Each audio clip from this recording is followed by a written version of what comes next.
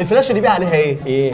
اسئله وجوديه جامد. نكت 2024. لا ده اكسكلوزيف بقى. ده كمان عليها القاضيه بتاعت قفشه.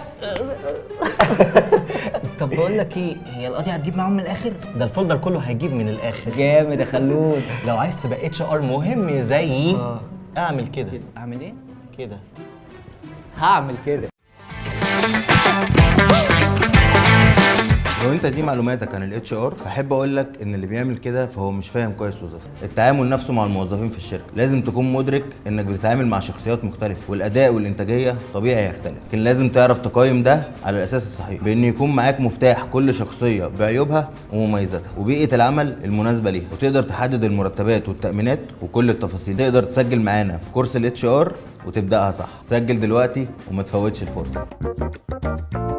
سكسس أكاديمي، اتأهل انجح.